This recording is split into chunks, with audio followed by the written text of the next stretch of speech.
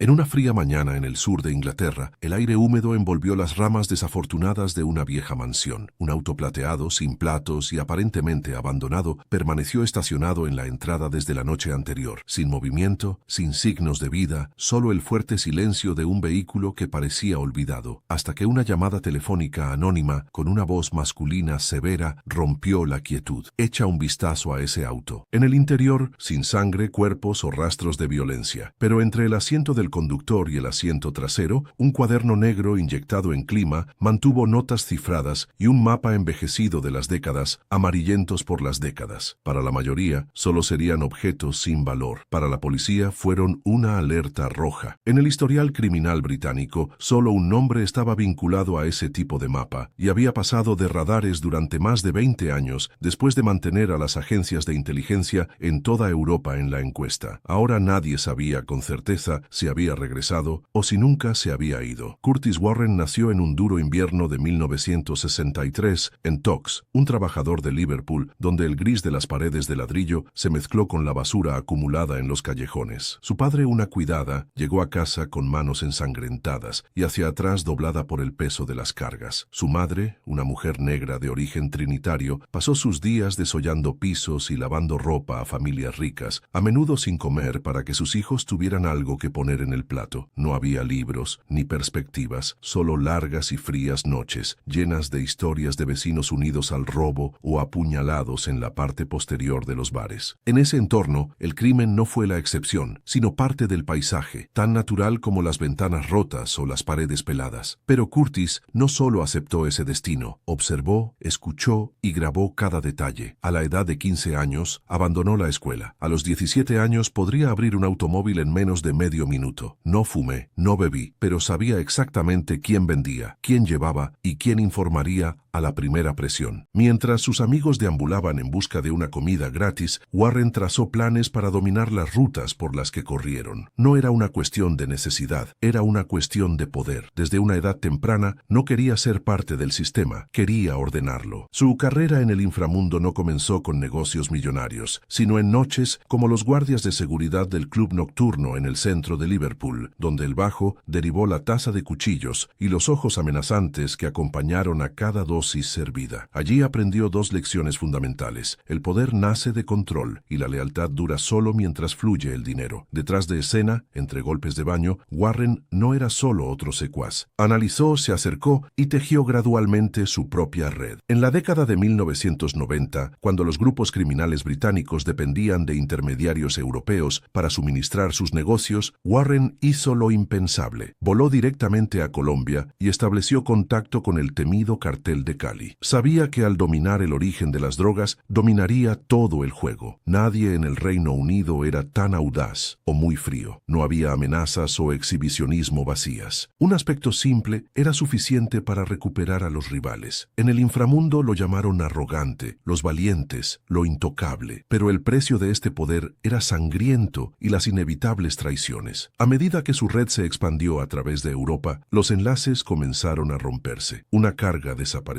Un subordinado desapareció sin dejar rastros. Llegaron avisos, pero nadie sabía de dónde venían. Por primera vez, Warren se dio cuenta de que, para mantener su imperio, tendría que prepararse para lo que siempre evitó: una guerra en las sombras que él mismo había creado. Era noviembre de 1996, en Sassenheim, un suburbio tranquilo de los Países Bajos, donde los lujosos pueblos se escondían entre los últimos arces dorados de la caída. Pero esa brumosa mañana, la paz se rompió. La policía holandesa armada, en operación conjunta con Interpol, rodeó una mansión de paredes altas y puertas automáticas. No hubo disparos ni robos. El enfoque fue rápido y silencioso. En el interior, encontraron a Warren sentado en la mesa, bebiendo con calma, con un suéter de cuello alto y una expresión indiferente. En la mesa, además de la copa humeante, había un montón de documentos zip tobado, un mapa del Círculo Europeo y una lista de nombres escritos a mano con tinta azul oscuro. En el dormitorio, una caja fuerte mantuvo paquetes de dinero en euros, libras y francos suizos, y una pistola Glock, limpia y sin huellas digitales. Pero lo que hizo que la policía aterrorizó fue el sótano. Más de 1 tonelada de cocaína pura, valorada en 125 millones. Y no se detuvo allí. Un cobertizo en Rotterdam, menos de 80 kilómetros, estaba a punto de enviar una segunda carga. Si la operación hubiera tomado unos días, toda la evidencia habría desaparecido como la niebla de la mañana. Warren no ofreció resistencia. Él acaba de decir, con un tono sereno, como si recibiera viejos conocidos, creo que el desayuno se retrasará. Acusarlo no sería una tarea fácil. Todas las transacciones fueron codificadas y ninguno de sus hombres se atreve a hablar. Pero la policía holandesa era meticulosa. A través de cuentas de luz, imágenes de cajeros automáticos y registros de suministro en publicaciones cercanas, las piezas del rompecabezas comenzaron a encajar. Durante el largo juicio, los fiscales reconstruyeron una red internacional de tráfico, con Warren en el centro, no como un jefe ordinario, sino como el arquitecto de las reglas. Sentenciado a 12 años por tráfico y posesión de drogas, la sanción se consideró demasiado leve para el tamaño de sus actividades. Sin embargo, la prisión no lo debilitó. Por el contrario, lo hizo aún más temible. En la penitenciaría de Boswell, la más vigilante en los Países Bajos, mantuvo la misma postura imponente y calculadora. En 1999, estalló una pelea en el área común. Un detenido turco, acusado de haberlo causado, fue encontrado inamovible en el piso. Preguntó, Warren acaba de decir, le di la oportunidad de retroceder. La autopsia reveló el trauma de la cabeza como causa de muerte y recibió otros 4 años por homicidio involuntario. A partir de ahí, nadie en prisión se atrevió a desafiarlo. Fue entonces cuando muchos entendieron. Warren no fue solo un criminal astuto, era un estratega de sombras capaz de actuar o esperar en el momento exacto. En un mundo donde la ley era ligera, se movía fácilmente en el oscuro, sin miedo. Su arresto no terminó las investigaciones. Por el contrario, fue solo el comienzo de una búsqueda de lo que los agentes llamaron el imperio de las sombras. Un sistema que funcionaba casi a la perfección, sin papeles, sin nombres, sin rastros. Desde los documentos incautados en la aldea de Sassenheim, la policía holandesa amplió las investigaciones a conexiones sospechosas, transferencias de dinero clandestino en Rotterdam, pequeños almacenes en Valencia, España y, sobre todo, cuentas anónimas en Jersey Island, donde el sistema bancario funcionó como un escudo ideal para el dinero sucio. Cada detalle, por pequeño que sea, condujo a algo más grande. Warren no actuó solo. Era el núcleo de una red transnacional, en la que cada pieza tenía un papel claro e indispensable. Sus métodos fueron meticulosos. Teléfonos criptografiados, software de comunicación que se autodestruyó después de minutos de uso, casi siempre reuniones virtuales. Incluso los entrega no se conocían, siguieron las instrucciones enviadas por mensaje una vez y solo mantuvieron el dinero, nada más. ¿La fuente principal? El cartel de Cali, la temida Unión Colombiana, un socio no oficial pero poderoso. Los rumores informaron que una pandilla albanesa había tratado de interceptar una ruta Warren en España. Menos de una semana después, el líder de la pandilla desapareció sin rastros. En su apartamento una breve nota: no agite la línea arrogante. La estructura de la organización no difiere de una corporación. Los conductores se encargaron de la logística. Los intermediarios entregaron mensajes en el momento exacto. Los inspectores solo verificaron la cantidad correcta, sin cuestionar el origen. Y finalmente, las limpias, aquellos que borraron las pistas o el silencio que sabían demasiado. Cuando la policía pudo arrestar a algunos subordinados, casi todos permanecieron absolutamente silencio. Nadie estaba pidiendo una reducción de penalización. Nadie colaboró. Algunos pasaron años de forma aislada sin pronunciar una palabra. Era la señal más clara. Warren no solo era un miedo inspirado, inspiró la lealtad a través de la confianza y la obsesión. En cientos de horas de interrogación, nadie se atrevió a pronunciar su nombre directamente. Lo llamaron el observador, jefe, o simplemente él. Pero había algo a los ojos de esos hombres, un miedo tranquilo, como si hablar demasiado pudiera costarle la vida. Y que más preocupado al investigador, no fueron las toneladas de drogas las que cruzaban las fronteras, pero el número de personas todavía creía. Curtis Warren era intocable. En 2007, después de casi una década en uno de los arrestos de máxima seguridad de Europa, Curtis arrogante Warren salió en libertad. No hubo celebraciones, nadie lo estaba esperando, pero la prensa estaba allí. Todos querían saber, ¿el traficante británico más notorio realmente se retiraba del crimen o simplemente preparaba un retorno triunfal? Warren no respondió ninguna pregunta. Caminó erecto, en silencio, con la compostura de aquellos que conocían bien las reglas del juego. Pero el silencio duró menos de 6 meses. En septiembre de ese año, la policía de Jersey, una pequeña isla independiente entre Inglaterra y Francia, recibió información sobre un nuevo esquema de tráfico de marihuana vinculado al nombre de Curtis. A través de conversaciones codificadas, citas discretas en cafeterías y una red de transacciones en efectivo con intermediarios, se estableció una red más sofisticada y más discreta discreta, pero con una firma inconfundible. Nadie sostuvo los bienes, nadie asumió la responsabilidad, nadie habló. Y en el centro de todo estaba Warren. Cuando la policía lo arrestó, el diálogo fue sencillo. Usted es arrestado bajo sospecha de conspiración a gran escala. No está obligado a decir nada, pero su defensa puede verse perjudicada si no menciona, cuando se le pregunta, algo que usará más adelante en la corte. Cualquier cosa que digas puede usarse como prueba. Las razones de este arresto son las siguientes. Desde su liberación del año pasado, usted está sujeto a una orden de prevención de delitos graves que impone ciertas restricciones. Como parte de una investigación nacional, hemos identificado que ha violado esta orden varias veces. Esta prisión es necesaria para una investigación adecuada y para evitar la destrucción de la evidencia. Warren no se resistió, incluso sonrió. El comportamiento de un hombre acostumbrado al juego. El juicio en Jersey atrajo la atención de toda Gran Bretaña. Los fiscales lo acusaron de ser el cerebro de un esquema para traer más de 1 millón de libras en marihuana a la isla, un intercambio que, si tiene éxito, se lavaría a través de compañías fantasmas antes de regresar como ingresos legítimos. Como siempre, Warren se declaró inocente. Pero esta vez, las pruebas fueron contundentes. Grabaciones de voz, un plan de distribución que se encuentra en una unidad de corral oculta en el automóvil y el testimonio de un subordinado endeudado. Resultado, 13 años de prisión. Parecía el final, pero en 2013 el caso tomó un curso sorprendente. El tribunal ordenó la confiscación de 198 millones de libras, un valor Warren habría acumulado a lo largo de su carrera criminal. Una de las mayores órdenes de aprehensión en el historial criminal británico. El tribunal era claro, si no probaba el origen legal del dinero, ganaría otros 10 años en prisión. En un movimiento típico, Warren se negó a pagar, sin negociaciones, sin concesiones, solo silencio mientras sirve su oración. Solo en noviembre de 2022, después de casi 14 años ininterrumpidos tras las rejas, Warren fue liberado. A los 59 años, muchos pensaron que su edad había terminado. Pero incluso después de tanto tiempo, la sombra de Cocky todavía se cernía en las noticias. Los servicios de seguridad lo colocaron en una lista de vigilancia especial e impusieron una orden de prevención de delitos graves. Una medida rara que restringió sus finanzas, movimientos, comunicaciones e incluso lo obligó a registrar sus dispositivos electrónicos. Sin embargo, unos meses después, en 2024, Warren apareció nuevamente en los tribunales. Esta vez, no para drogas, sino por violar la orden. Fue atrapado usando un teléfono no registrado y reunirse con un individuo bajo investigación. Una vez más, sutilmente, había superado los límites. El tribunal lo sentenció a 14 meses de libertad condicional, una advertencia pública de que incluso en la vejez, Curtis Warren todavía representaba una amenaza. Para muchos, él era el símbolo de una edad fría y silenciosa del crimen, en la que el poder no vivía en violencia, sino en discreción. Para la policía, Curtis Warren sigue siendo un nombre que no se puede rascar de la lista negra, ya sea suelto o simplemente esperando la próxima oportunidad. A los 60 años, Warren ya no es el joven que apretó las manos de los policías y los carteles tan fácilmente. Ya no celebra reuniones clandestinas en continentes distantes, ni esconde cargas detrás de plátanos o café de América del Sur. En un lugar indetectable, sin registros de empleo, sin movimiento financiero aparente y sin dar una sola entrevista desde su lanzamiento. Pero una cosa permanece sin cambios. Su nombre todavía está en las listas de vigilancia de las principales agencias de inteligencia europeas, y en el inframundo todos saben que para Cocky el juego nunca termina, solo cambia la fase. Incluso hoy, su nombre surge en murmullos amortiguados en salas de interrogatorio mal iluminadas, donde los agentes intercambian miradas de complicidad al pronunciarlo. Lo que asusta no es lo que ha hecho. Después de todo, el crimen organizado está lleno de figuras que han dejado rastros de sangre y ambición. El verdadero misterio es cómo sobrevivió durante más de 3 décadas en un universo donde casi todos los grandes jefes han sido arrestados, traicionados o ejecutados. Inquieto nunca disparó, nunca perdió el control y sobre todo nunca permitió a nadie ver la imagen completa de su trayectoria. ¿Realmente se retira o simplemente estás esperando el momento adecuado para resurgir con una nueva identidad, una red renovada y un juego aún más audaz? Que, después de todo, mantiene a Curtis arrogante, Warren vivo e intocable en las sombras durante tanto tiempo. Algunos dirían que es la disciplina del acero, otros aposgan por una red de protección tan bien tejida que incluso los servicios secretos pueden desentrañar. Algunos creen que su supervivencia se debe a algo aún más simple, la capacidad de desaparecer antes de que se acerque el peligro, como un fantasma que siempre está un un paso por delante. Cualquiera que sea la respuesta, una cosa es segura. Las historias como la suya nos recuerdan que a veces la realidad supera incluso los guiones más audaces de Hollywood. Y precisamente es este tipo de narrativa, extraída de archivos reales, pero tan sorprendente como la ficción, que continuaremos explorando aquí. Manténganse al tanto. El siguiente caso puede estar más cerca de lo que piensas.